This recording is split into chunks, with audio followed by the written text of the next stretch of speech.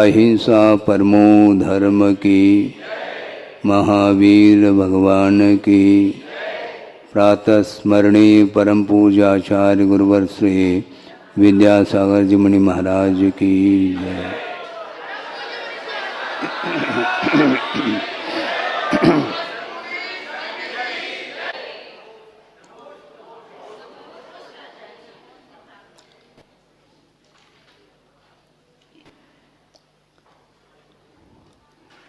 मोक्ष मार्ग के नेता के रूप में तीर्थंकर तीर्थ के कर्ता होते हैं और उनके निमित्त से असंख्य जीवों का कल्याण होता है। किंतु कल्याण करने की इच्छुक जो जीव होता है वही कल्याण कर पाता है। प्रभु सामने विराजमान है किंतु कल्याण उनके निमित्त से होता है। कल्याण करने की भावना उत्कंठा अपने भीतर यदि नहीं है तो कल्याण नहीं कर पाते। उनका कल्याण हो चुका है। उनकी आराधना करने से हम लोगों का कल्याण हो सकता है। बहुत पुराना प्रसंग आपके सामने रख रहा हूँ कि तीर्थंकर जो होते हैं वे दीक्षा के पूर्व उनका जीवन सबको ज्ञात है। वैभव के साथ ही उनका जीवन व्यतीत होता है और उनका अकाल मरण नहीं होता। अवधि ज्ञान अनुगामी अवधि ज्ञान लेकर के ही आते हैं। क्षायिक सम्यक उनके पास है और वैराग्य उन्हें हो जाता है। अब वैराग्य होने के उपरांत भवने वनेवा, चाहे वह भवन में रहे चाहे वन में रहे, इसमें कोई बाधा तो है नहीं। सामायिक पाठ में बोलते हैं दुखे सुखे वैरिणी बंधु वर्गे योगे वियोगे भवने वनेवा। निराकृता शेष ममत्व बुद्धे समम मनो मेस्तु सदापि नाथ। ये पंक्ति पढ़ते हैं। अब मन में ये विचार उत्पन्न होता है, निश्चित रूप से उसी भव से उन्हें केवल ज्ञान की उत्पत्ति होगी और निर्वाण का लाभ होगा। इसको कोई रोकने वाला नहीं। तो ऐसी स्थिति में चाहे भवन हो चाहे वन हो, उसमें भेद तो है नहीं। किंतु वैराग्य जब उत्पन्न होता है वह कहाँ पर उत्पन्न हुआ? उन्हें भवन में ही उत्पन्न हुआ है ना। जब भवन में ही वैराग्य उत्पन्न हुआ तो वैभव के प्रति लालसा तो रही नहीं। फिर उसी भवन में रह करके आत्म साधना करने में बाधा क्या है? बाहर क्यों निकलते हैं? वो बहुत बड़ा प्रश्न खड़ा है सामने। लेकिन गुरुदेव भी ये कहते हैं उन्हें निश्चित रूप से केवल ज्ञान होगा साधना के माध्यम से, किंतु साधना करने के लिए उपयुक्त क्षेत्र की बड़ी आवश्यकता है। प्रारंभिक अवस्था में, प्रारंभिक अवस्था में चाहे वो तीर्थंकर हो चाहे वो सामान्य कोई भी साधक क्यों न हो, उपयुक्त स्थान के बिना मन संतुलित रह नहीं सकता। मन को केंद्रित करने के लिए, मन को संयत बनाने के लिए जो उपयुक्त क्षेत्र है उसका आलंबन लिया जाता है। इसलिए भवन से वो बाहर निकलते हैं, क्योंकि भवन के संस्कार भी तो रह सकते हैं। वहीं बैठे बैठे, जैसे समोसन में भी बैठे बैठे किसी को वैराग्य हो जाता है और दीक्षित भी हो जाता है, किंतु यहाँ पर रह करके काफ़ी लंबा समय व्यतीत किया है, दीर्घ काल व्यतीत किया है वैभव के बीच में, उसके संस्कार समाप्त करने के लिए प्रारंभिक अर्थात प्राथमिक भूमिका में आवश्यक है। इसलिए वन की ओर वो विहार करते हैं। जबकि वन में जाने के उपरांत इससे भी भयानक स्थिति उनकी बन सकती है, ये बात अलग है। किंतु शुरुआत में मन को संयत बनाने के लिए, राग से ऊपर उठने के लिए उस क्षेत्र का परित्याग करना भी उतना ही आवश्यक सिद्ध होता है। प्राकृतिक वातावरण में रह करके बहुत जल्दी हम अपने मन को लगा सकते हैं, बल्कि लगाना क्या, अनायास ही ध्यान लग सकता है।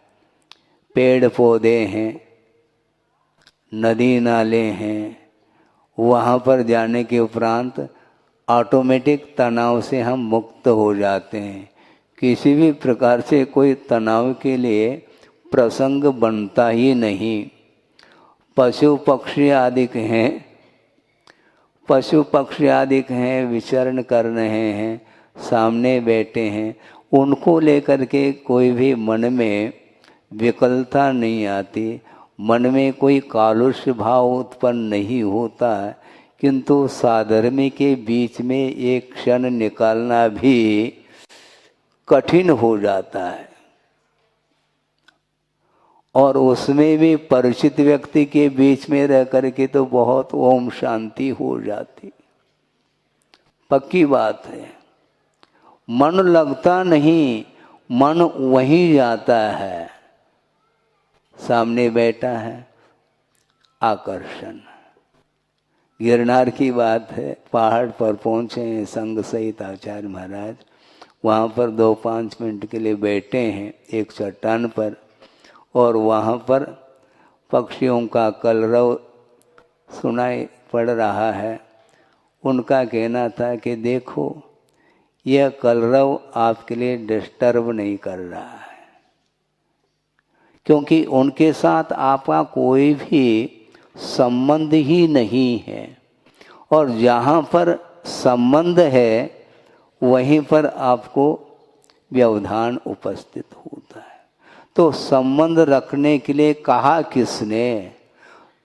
पहला संबंध करो, फिर बाद में तोड़ो। तोड़ने के लिए मेहनत करो, हाँ, और टूट भी जाए तो भी संस्कार बने रहते हैं, जिसको वासना काल बोलते हैं। तो इसलिए बार बार गुरुदेव का यही कहना रहता है कि किसी भी प्रकार से मन से, वचन से, काय से, चेतना चेतन जो बहिर्भूत वस्तु हैं उनके साथ कोई भी संबंध जोड़ना नहीं चाहिए। इसलिए एक हाइकू उन्होंने दिया है, जोड़ो न जोड़ो, जोड़ा छोड़ो, हाँ, जोड़ो तो बेजोड़ जोड़ो।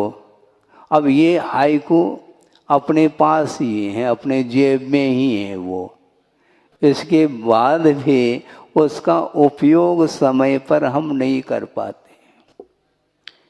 आपने कहा कि उपदेश दे करके सूत्रों के माध्यम से अपने जीवन को कृतार्थ कराइए, ये भाव रखा है।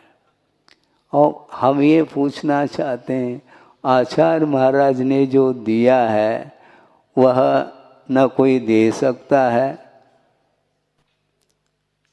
न दे रहा है। हाँ, नहीं दे नहीं रहे, दोहरा रहे हैं। हम बार बार दोहराते हैं इस विषय। उसके बिना हमें आनंद आने वाला नहीं है। मैं को भूलना है। मैं को भूलो, मैदान में आ जाओ, ये कहते हैं गुरुदेव। मैं का त्याग करो, मैं का विमोचन होना चाहिए। मैं का कभी प्रयोग करता, कभी हम का प्रयोग करता। हमने कहा है, हमने किया है, हमने दिया है। ये जो हम ये ठीक नहीं।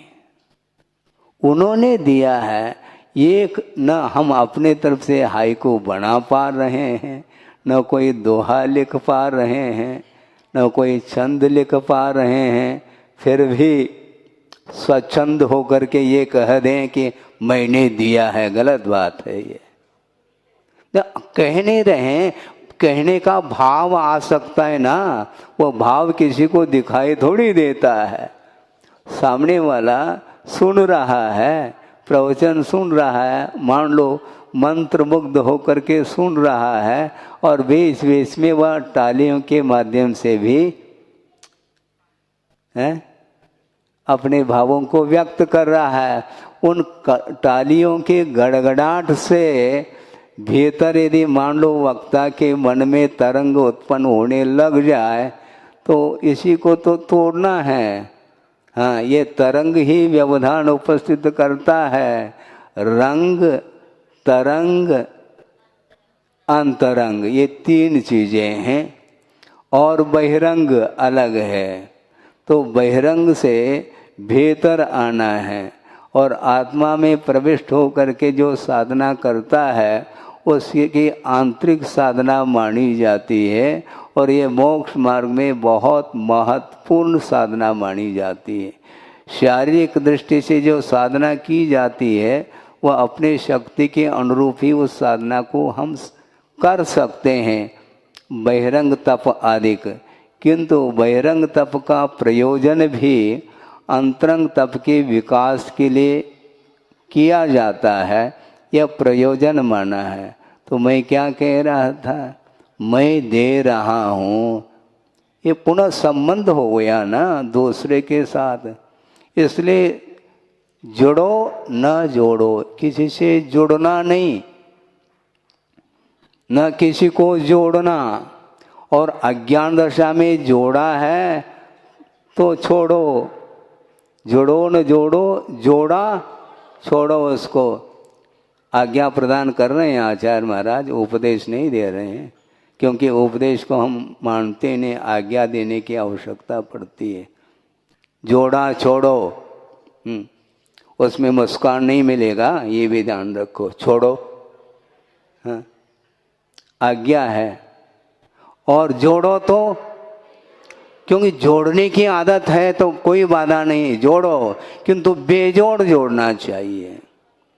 कौन बेजोड़ है मैं बता दो, कोई नहीं है। गुरु है, उनको जोड़ेंगे, उनको हृदय में स्थापित करेंगे।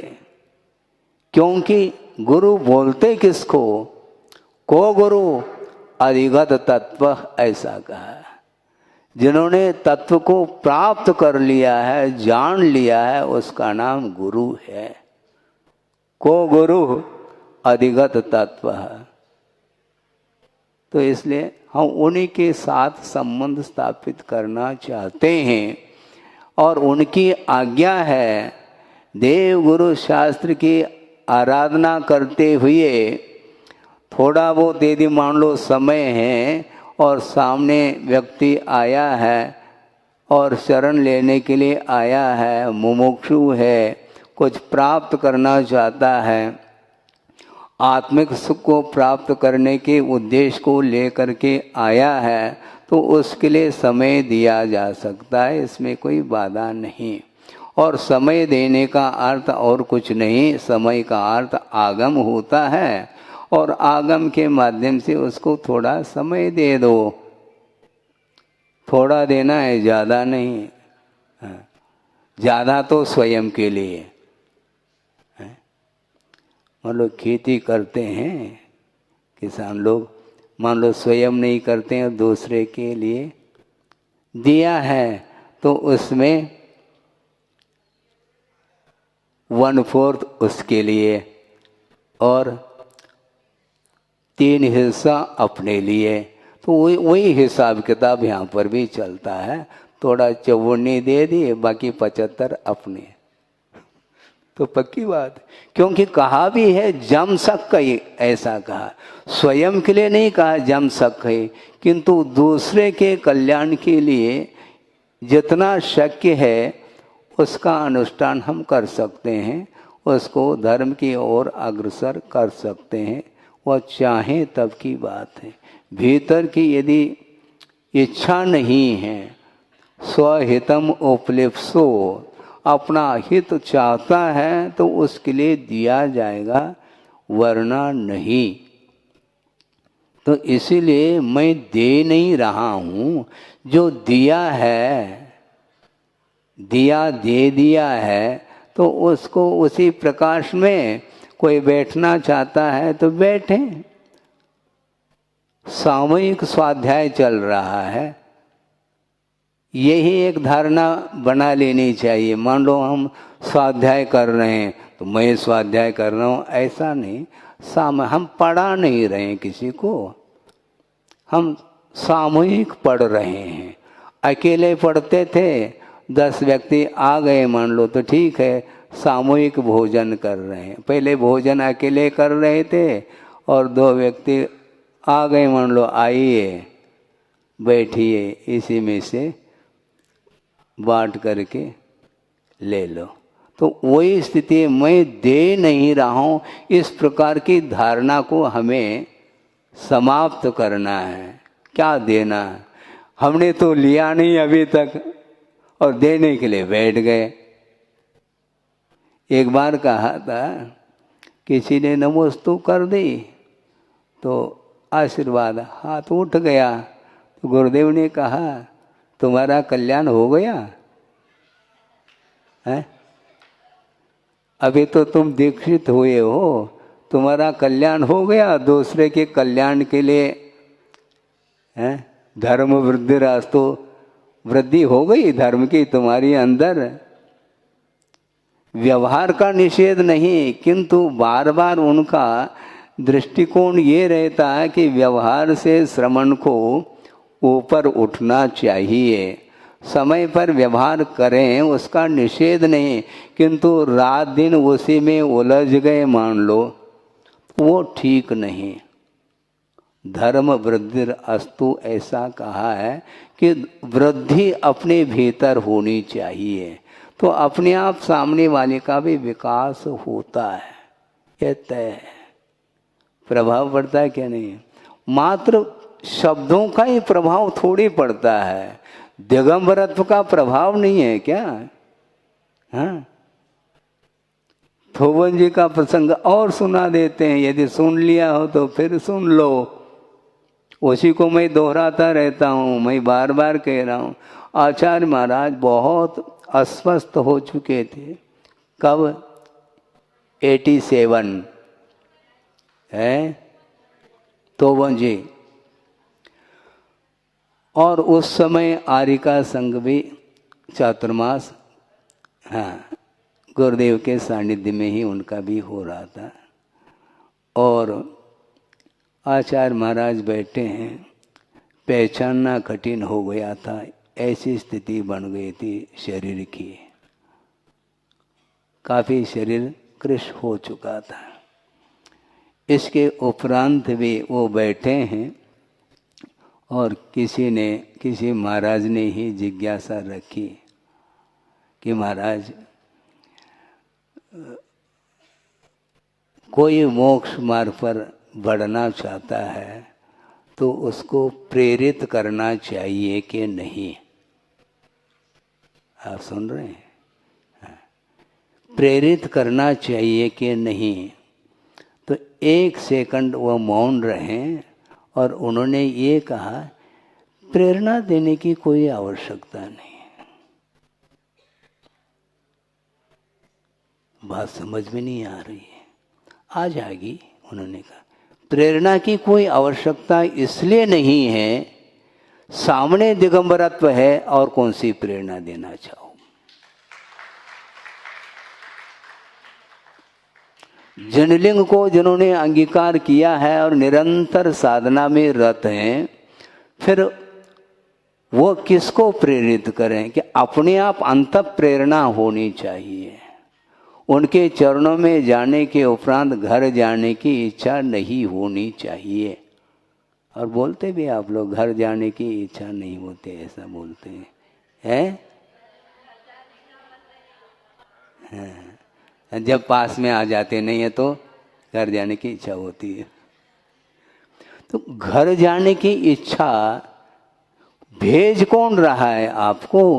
आपको न बुलाया है न वो भेज रहे हैं, और स्वयं ही आए हैं। वहाँ से हजारों किलोमीटर की यात्रा करते हुए यहाँ पर आए हो, तो बिना प्रेरणा के आए क्या? नहीं है? हेलो हेलो के द्वारा आपको बुलाया है क्या? कॉल किया है क्या? नहीं। आए हैं, फिर आने के उपरांत शांति से दर्शन कर लो, प्रेरणा मिल जाएगी। उनका ये भाव था। मैं वही बैठा था, तो हमने सोचा तो हमें तो बोलने की आवश्यकता ही नहीं है। हम क्या, जो बोल रहे हैं वही उत्तर मेरे लिए भी मिलने वाला है, तय है। इसलिए शांति से सुनो जी, में सार है। प्रत्येक के लिए वही उत्तर मिलेगा, और क्या अलग उत्तर थोड़ी है। एक मान लो गणित दे दिया करने के लिए, उसकी प्रक्रिया है। अब प्रक्रिया में थोड़े बहुत अंतर भी आ सकता है, लेकिन उत्तर तो एक ही निकलता है, अंतर तो नहीं आएगा ना। तो इसलिए हमने सोच लिया कि देखो आचार्य महाराज 1 सेकंड में उत्तर दे देते हैं, और हमें घंटों उत्तर देना पड़ रहा है। तो इसलिए अपने को जोड़ना नहीं। अज्ञान दशा में यदि जोड़ा है तो उसका विसर्जन की बात करो, आप जोड़ने की बात मत करो। और पर वस्तु को ही जोड़ा जाता है, आत्मा को जोड़ा नहीं जाता। आत्मा में स्थित हो करके आत्मा की साधना की जाती है। इसलिए शुभम शरीरम दिव्यांश्च विषयान अभिवांछति उत्पन्न आत्ममतिर्देहे तत्वज्ञानी ततश्च्युतिम अभिवांछति। जो तत्वज्ञानी होता है वह सुंदर सुंदर शरीर को और विषयों को नहीं चाहता। कौन चाहता है? उत्पन्न आत्ममतिर्देहे, शरीर में आत्मा की बुद्धि जिसे उत्पन्न हुई है वही चाहता है शरीर को और पंचेंद्रिय के विषयों को। किंतु तत्वज्ञानी ततश्च्युतिम अभिवांछति, वह उससे मुक्त होना चाहता है। और मुक्त होने के लिए ही बहिरंग परिग्रहों का विमोचन किया, और अंतरंग परिग्रह जो बैठे हैं सत्तागत कर्म, उनको दग्ध करने के लिए निरंतर वह तत्पर हैं। उनको समाप्त करना है। 9 कर्म समाप्त करने की आवश्यकता नहीं। समय पर आयु यदि समाप्त हो जाता है तो वह शरीर छूट जाता है, छोड़ा नहीं जा रहा है, छूट जाता है वो। और छूट जाता है तो उसकी अंत्येष्टि होती है। किंतु गुरुदेव ये कहना चाहते हैं कि मोह कर्म की अंत्येष्टि होनी चाहिए, उसकी दाह संस्कार उसका होना चाहिए। और अतीत अनंत काल से वह मोहनी कर्म आत्मा के साथ उसका संबंध हुआ है, हुआ नहीं है। और उसको समाप्त करने के लिए तत्वज्ञानी ततश्च्युतिम अभिवांछति, जो तत्व का स्वरूप जानता है, आत्मा का स्वरूप भी जानता है, और आत्म तत्व से भिन्न पृथकभूत जो अन्य पदार्थ है उनके स्वरूप को भी जान लिया है, वे ही तत्व ज्ञानी माने जाते हैं।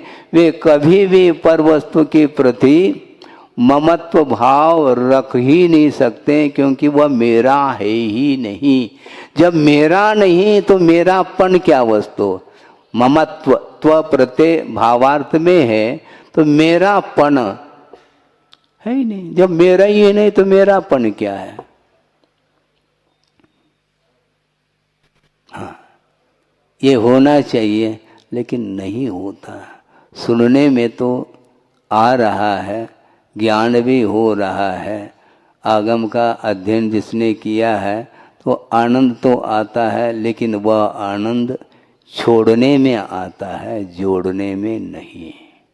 सुनने के बावजूद भी उन्हीं पदार्थों को प्राप्त करने की जो लालसा है वह समाप्त होनी चाहिए। कौन करेंगे समाप्त? आपको करना, क्योंकि जोड़ा आपने है, मैंने तो जोड़ा तो है ही नहीं।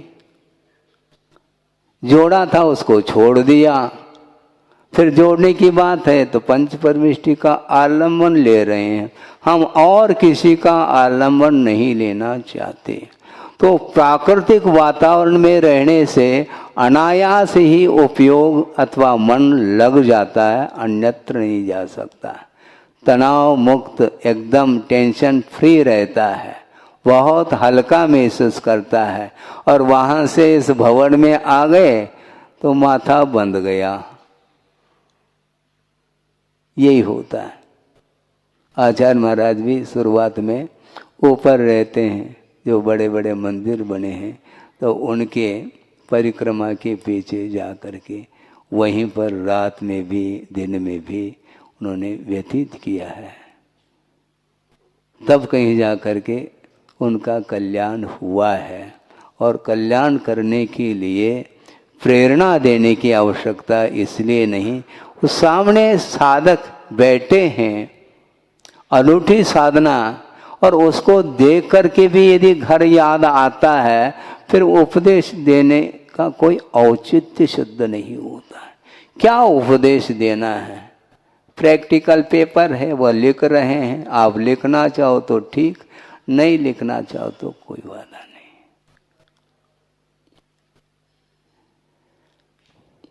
भावों का अनुकरण बहुत कठिन होता है। अन्य जो चेष्टाएं हैं वह हूब की जा सकती है, जिसको ड्रामा बोलते हैं, लेकिन भावों का अनुकरण करना अत्यंत कठिन होता है। भावों की निर्मल सरिता में अवगान करने आया हूं। फिर जा क्यों रहे हैं आप? अवगान कर लिया, मेरा सारा दुख दर्द हरो, यह बंद काटने आया हूं। और जहां पर बंद होता है वहां पुनः वापस गाड़ी रिवर्स हो रही है। यही होता है, निषेध नहीं, भक्ति और भावना का निषेध नहीं। इसलिए भक्ति और भावना करने के लिए कहा है। उसके माध्यम से जो वैश्विक संस्कार है, जो अनादिकालीन है, आत्मा के साथ लगे हुए हैं, उनको दूर करने के लिए एक माध्यम है। किंतु इसके माध्यम से आत्मा के ऊपर संस्कार पड़ने चाहिए। हाँ, बार बार पलट करके देखना चाहिए, मैं सही लिख रहा हूं क्या नहीं। दिल के आईने में देखो, हैं? दिल के आईने में देखो, दूसरे के आईने में क्यों देखते हो?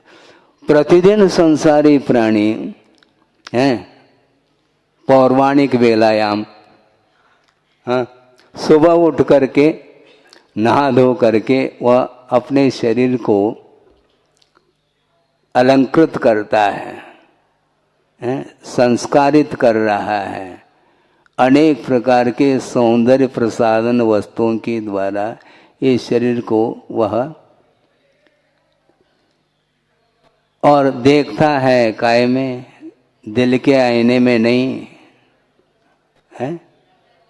दर्पण मुखड़ा वो देख रहा है। वो क्यों इसलिए देख रहा है कि चेहरा यदि व्यवस्थित है तो बाहर निकलने लायक हूँ। ये है उसका, क्योंकि बाहर कोई देखेगा तो वो उसको अच्छा देखने में आना चाहिए। अपना मुखड़ा स्वयं को देखने में नहीं आ रहा, दर्पण की आवश्यकता पड़ रही, और सामने वाला व्यक्ति बिना आईने की ही आपकी सूरत को देख रहा है, तो उसको अच्छा लगना चाहिए। यह प्रदर्शन यहीं से प्रारंभ हो गया। ये पौराणिक व्यायाम ये प्रतिदिन ये चलता है। घंटे 2 घंटे में वस्त्र का परिवर्तन अधिक भी कर लेता है। ये सब क्या है? आधा घंटा हमारा निकल गया, हमने सोचा इसी प्रकार निकालो कुछ न कुछ। उन्हीं की बातों को उन्हीं के लिए सुनाया जा रहा है, अपनी कोई बात तो है ही नहीं। अपनी बात तो यहाँ पर आत्मा की चल रही है, और आप लोगों की बात केवल शरीर को लेकर के सारा समय व्यतीत करते हैं। सोचो, विचार करो, प्रत्येक समय संसारी, इसलिए नित नए शरीर को प्राप्त करने की वह इच्छा भी रखता है। वृद्धावस्था आ गई, अब नया शरीर यदि मिलेगा तो इससे भी बढ़ करके अच्छे खूब सुंदर मिलना चाहिए, और मन चाहे विषय भी उपलब्ध होना चाहिए। इस प्रकार वह बार बार इच्छा रखता है। इसी को निदान बोलते हैं। भोगाकांक्षा निदान, भोगों की जो आकांक्षा है, इच्छा है, उसको निदान बोलते हैं। निदान हुआ क्या? नहीं। अब निदान का अर्थ क्या? रोग का परीक्षण हो जाता है, डायग्नोसिस बोलते हैं, निदान। उसके बाद ट्रीटमेंट प्रारंभ होता है। लेकिन आप निदान कर रहे हैं भविष्यत काल संबंधी, आगामी आने वाला जो भव है, पर्याय है, वह हमारे लिए अच्छी पर्याय मिले और मनवांछित सारे वैभव अधिक मिले, इस प्रकार वह चाहता है। कौन चाहता है? उत्पन्न आत्ममतिर देहे, ऐसा कहा। शरीर में आत्मा की बुद्धि जिसकी हुई है, वही इस प्रकार के शरीर आदि को प्राप्त करना चाहता है। किंतु तत्वज्ञानी ततश्च्युतिम अभिवांछति, तत्व का परिज्ञान जिन्होंने कर लिया, वो भूल करके स्वप्न में भी इन पर वस्तुओं के प्रति कोई इच्छा नहीं रखते हैं। ये इसका प्रवचन का सार है। इसके माध्यम से आप कृतार्थ हो गए हैं तो अच्छी बात है, नहीं तो कल समय तो और मिलना ही है। एक एक दिन तो व्यतीत हो रहे हैं। आधा घंटा आज मिल गया, जो आधा घंटा शेष है वह अगले दिन, इस प्रकार नेक्स्ट अगले सत्र में ये होता चला जाता है। केवल सुनना नहीं, किंतु सुन करके उसको अपने जीवन में उतारने का पुरुषार्थ करते हैं, तो शरीर से अतीत जो जीवन जी रहे हैं सिद्ध परमेष्टि, वहाँ तक हम पहुँच सकते हैं। उस रूप हम अपने जीवन को ढाल सकते हैं। अहिंसा परमो धर्म की जय। किसी एक सज्जन ने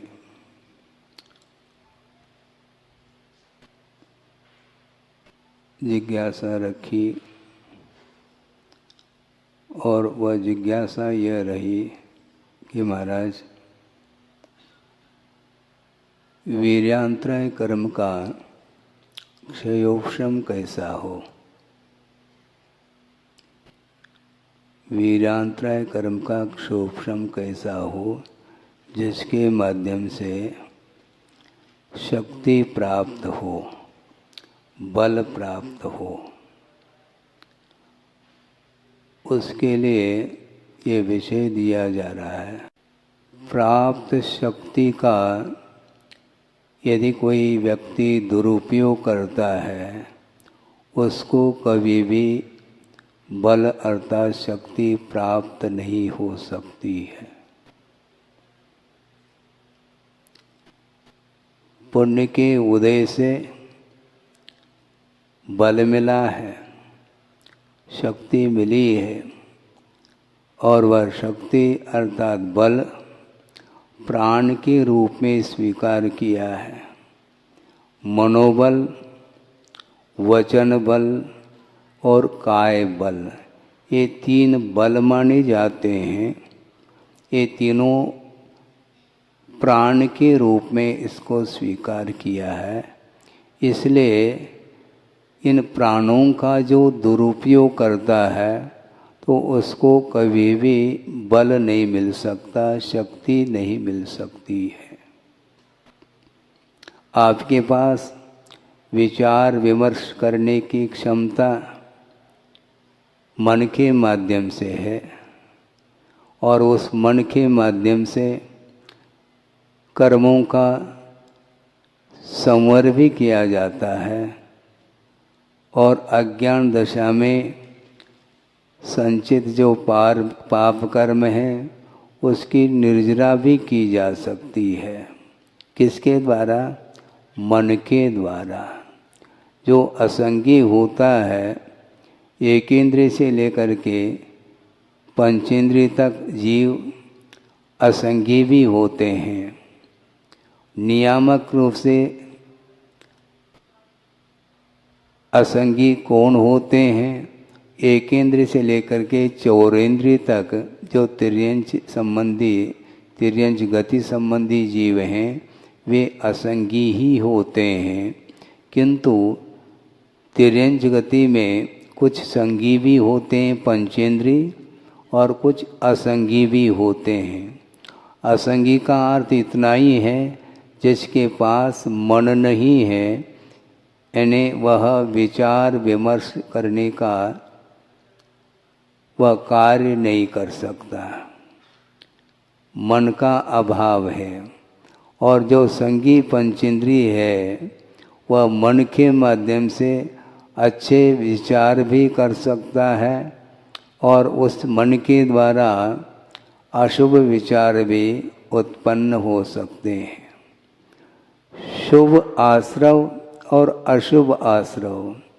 शुभाश्रव के लिए भी मन ही एकमात्र कारण है विशेष रूप से, और अशुभ आश्रव के लिए भी मन ही कारण है। मन के माध्यम से ही उत्थान होता है और मन के द्वारा ही पतन होता है। वस्तुतः सिद्धांत की दृष्टि से हम सोचते हैं तो बहुत कुछ विषय स्पष्ट हो जाता है कि मिथ्या दृष्टि जीव कई हैं। कई क्या, वस्तुतः एक इंद्रिय के अपेक्षा से मिथ्या दृष्टियों की संख्या अनंतात्मक है, किंतु उसके पास मन नहीं होने के कारण मिथ्यात्व का जो आश्रय वह कर रहा है तो वह उत्कृष्ट कितना आश्रय होता है स्थिति की अपेक्षा से? एक सागर प्रमाण स्थिति पड़ती है। जबकि संगी पंचेंद्रिय जो जीव होता है वह 70 कोड़ा कोड़ी स्थिति को लेकर के मिथ्यात्व का आश्रय करता है। और मिथ्यात्व प्रकृति अप्रशस्त है, पाप प्रकृति है, तो पाप का आश्रय यदि उत्कृष्टतम करना चाहो स्थिति की अपेक्षा तो संगी पंचेंद्रिय ही सिद्ध होता है। तो मन का मिलना आपके लिए वरदान सिद्ध हुआ क्या अभिशाप? अभिशाप है, पक्की बात है। 33 सागर की आयु जो बांधेगा नरक गति संबंधी वह भी संगी पंचेंद्रिय ही बांधता है, और उसमें भी पुरुष ही बांधता है। एक अपवाद है राघव मच अथवा तंदुल मच, उसको छोड़ करके जितने भी तिर्यंच हैं, क्रूर जाति के तिर्यंच होने के बावजूद भी 33 सागरोपम आयु को लेकर के बंद करने की क्षमता उसके अंदर नहीं है। छठे पृथ्वी तक कोई जाता है तो वह स्त्री जा सकती है, उसके आगे नहीं, किंतु पुरुष उसके आगे पहुंच जाता है। सप्तम पृथ्वी का फाटक यदि खोलता है तो मनुष्य गति का कोई जीव है तो वह पुरुष माना जाता है। किसके द्वारा हो रहा है? ये मन के द्वारा ही पतन हो रहा है। ग्राउंड में, भूमिका में हमने ये विषय रखा है कि मन के अभाव में उत्थान नहीं होता और मन के अभाव में विशेष पतन भी नहीं होता है, और मन के सद्भाव में ही विशेष पतन भी और विशेष रूप से उत्थान भी होता है। इसलिए मनोबल, वचन बल और काय बल जिनको प्राण के रूप में स्वीकारा है आगमकारों ने, उसका जो दुरुपयोग करता है उसको भव भव तक मन नहीं मिलेगा। हाँ, ये क्लियर है कि ये कोई संगी जीव है और उसका पतन हुआ, वह असंगी पर्याय को प्राप्त कर लिया। अब मार्गना की दृष्टि से असंगी से असंगी, असंगी से असंगी, इस प्रकार कितने काल तक वह असंगी रूप पर्याय को प्राप्त कर सकता है? तो असंख्य जा पोगल परियट्टा, असंख्यात पुद्गल परिवर्तन प्रमाण काल तक वह मन से वंचित रहता। ये ध्यान रखो, ये मन का दुरुपयोग करने का ही एकमात्र परिणाम है कि इतने काल तक वह परिभ्रमण करता रहेगा, उसके पश्चात फिर वह संगी पंचेंद्रिय हो सकता है। अब सोचो वीर्यांतराय कर्म का क्षोभशम कैसा हो महाराज, हमें शक्ति कैसे प्राप्त हो, हैं? बहुत दुर्बलता आ रही है, तो आ तो रही है, किंतु यंग एज में तुमने धर्म नहीं किया और 80-90 साल तक छू गए, उसके बाद गुरु के चरणों में अथवा भगवान के चरणों में हाथ जोड़ रहा है कि हे भगवान अब मैं क्या करूं। धर्म ध्यान करने की भावना है, लेकिन शरीर साथ नहीं दे रहा है, मन साथ नहीं दे रहा है। तो जब साथ देता था उस समय किसका साथ दे दिया तुमने? जब शरीर साथ देता था, इंद्रियां काम करती थी, मन भी व्यवस्थित था, अच्छी स्मरण शक्ति थी, उस समय उस मन का, उस शरीर का, उन इंद्रियों का सदुपयोग नहीं किया तुमने, और 80-90 साल तक उसी कहाँ पर, और क्या, ये परिवार है, ये जमीन है, जायदाद है, इसमें उलझता चला गया। एक प्रसंग याद आ गया, किसी महाराज के सामने एक व्यक्ति आए, वो काफ़ी वृद्ध थे, वही लगभग 80-90 को छू रहे होंगे। उन्होंने कहा कि महाराज गंधोदक किस हाथ से लेना चाहिए? तो उनके लिए ये पूछा गया कि भाई साहब आपकी एज क्या है? महाराज 80 पार कर गए हम तो। अच्छा अभी तक किस हाथ से लिया? महाराज अभी तक तो हम दाएं हाथ से ले नहीं पाए, बाएं हाथ से ले लिया, अब क्या करें? हमने कहा दोनों हाथ से ले लो। अब क्या करेंगे? अब दोनों हाथ से ले, इसके अलावा कोई रास्ता तो है ही नहीं। 80-90 साल होने के उपरांत भी यह भी जानकारी नहीं रही कि धार्मिक क्रियाएं किस ढंग से की जाती है। सारा का सारा समय विषयों में खो जाता है। फिर जब शरीर साथ नहीं देता तो उस समय वह जमीन पर आ जाता है, जमीन पकड़ लेता है, उठने बैठने की क्षमता नहीं रहती। तो प्राणों का दुरुपयोग इस प्रकार होता है। ये मन प्राण है, मन के माध्यम से पवित्र परिणाम किए जा सकते हैं, लेकिन पवित्र परिणाम न करके वह अपवित्र ही परिणाम करता चला जाता है। कषाय दहनो दीप्तम विषयैर व्याकुलीकृतम, कषाय दहनो दीप्तम विषयैर व्याकुलीकृतम संचिनोति मनः कर्म जन्म संबंध सूचकम। हाँ, संसार को सूचित करने वाले, इन्हें संसार में परिभ्रमण कराने वाले कर्म का संचय कर लेता है मन के द्वारा। वह मन कैसा है? कषाय दहनोद्दीप्तम, कषाय रूपी अग्नि से जिसका मन उद्दीप्त हुआ है वह कैसा करता है? और विषयेर व्याकुलीकृतम, जिसका मन पंचेंद्र के विषयों से आकुलित है, वह कभी भी पुण्य कर्म का संचय नहीं कर सकता। साथ से पुण्यानुबंधी पुण्य का संचय करने के लिए परिणामों को पवित्रतम बनाने की आवश्यकता पड़ती है।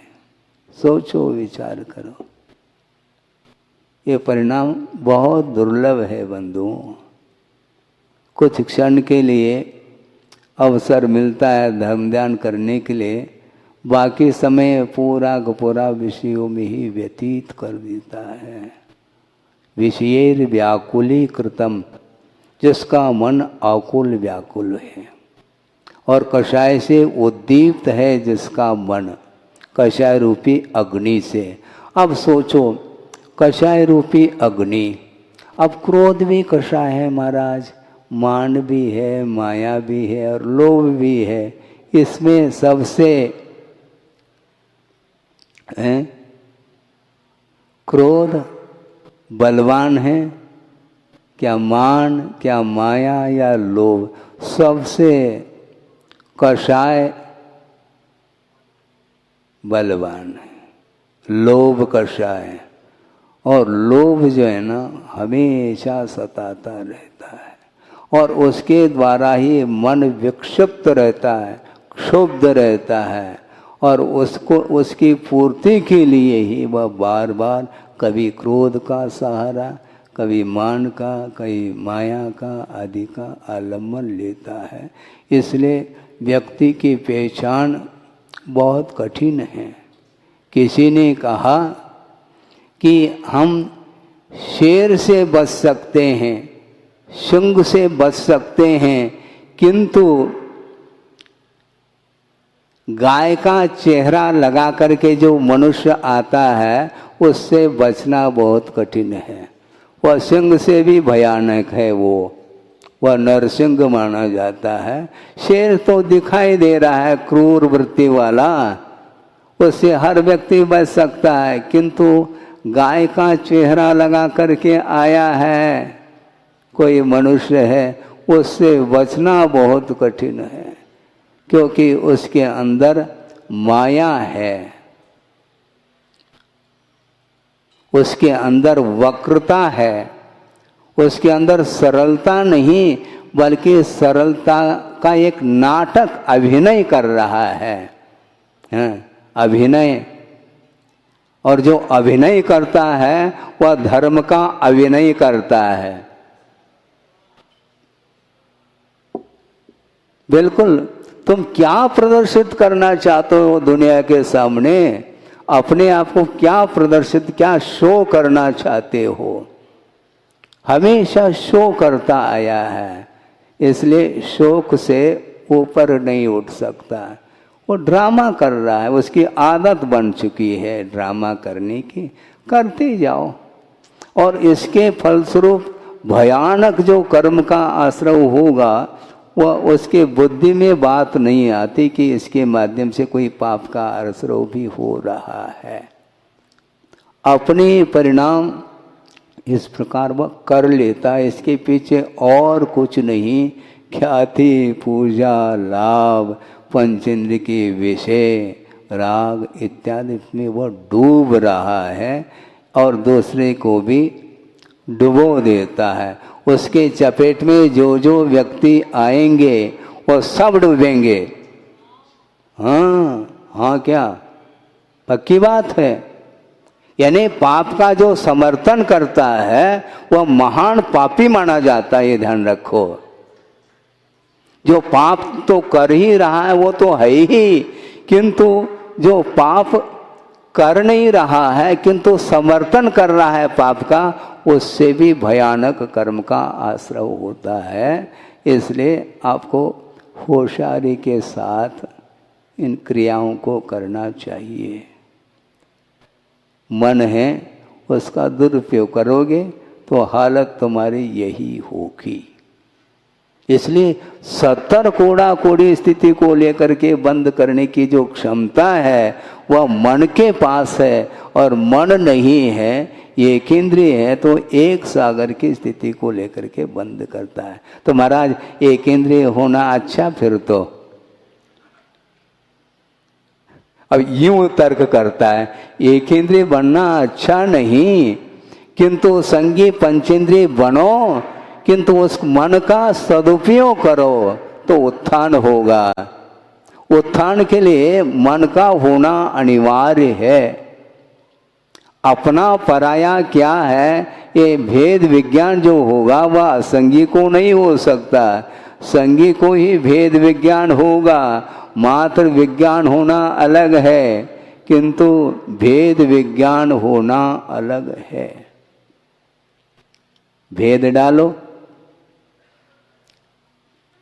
पुद्गल का स्वरूप भिन्न है, जीव का भिन्न स्वरूप है, और जीव में भी चतुर्गति संबंधी जीव हैं, उनके भिन्न भिन्न स्वरूप हैं। ये सब ज्ञान जो होगा वह बिना आस्था के संभव नहीं है। भेद डालना ये खराब नहीं, क्योंकि इसके साथ ज्ञान जुड़ा हुआ है। भेद के साथ वह उसका ज्ञान काम कर रहा है।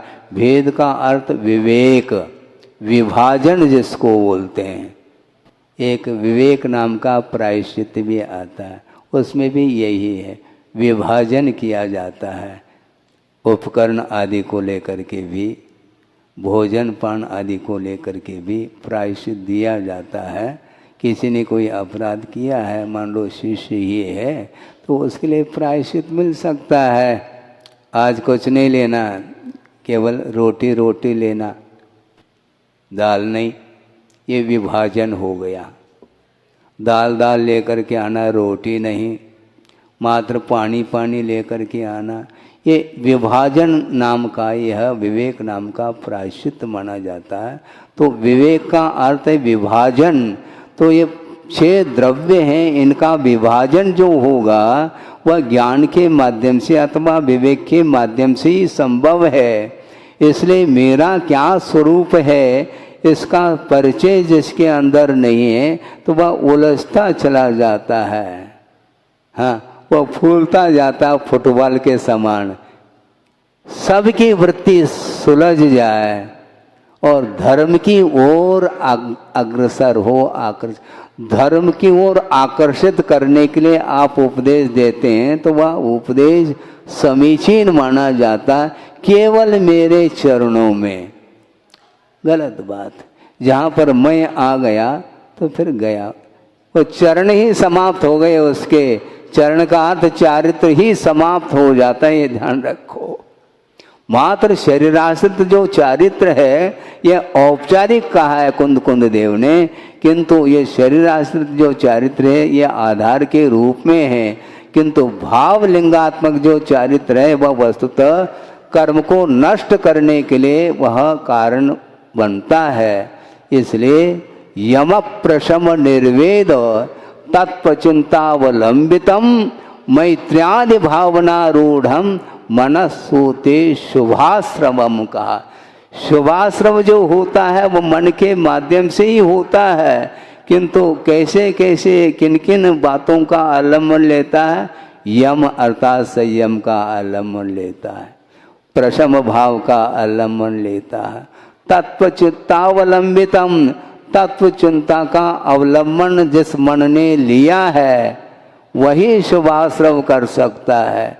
मैत्र्यादि भावना रूढ़म मनः, मैत्री प्रमोद कारुण्य और माध्यस्थ भाव का अवलंबन लेने वाला जो मन है वही शुभाश्रव कर सकता है, यानी उस मन के द्वारा ही पुण्य का आश्रव होता है, बल्कि पुण्यान बंदी पुण्य का आश्रव वह मन करता है।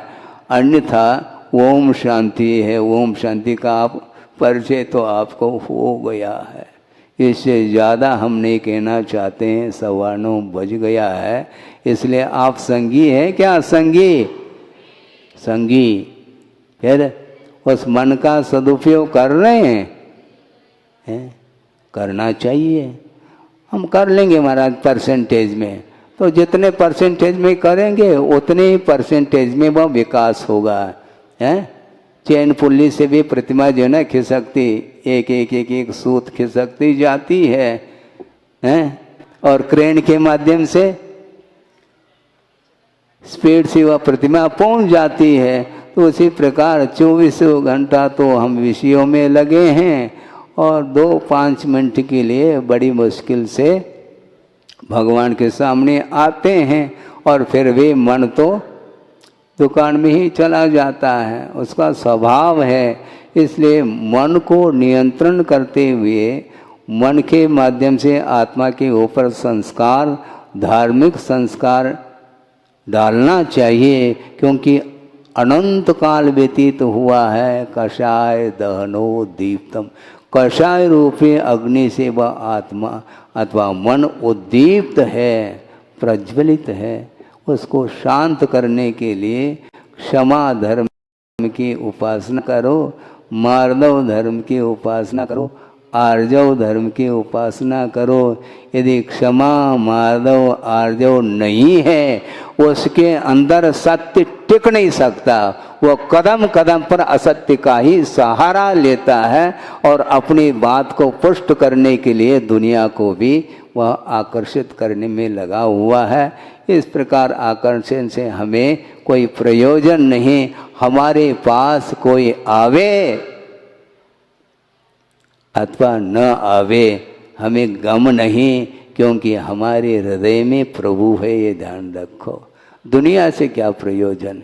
किसी ने कहा कि महाराज आप अकेले रहते हैं, आपका मन कैसा लगता है? हम अकेले थोड़ी, अनंत शुद्ध परमेष्टि है अपने पास। तुम्हारे पास क्या है?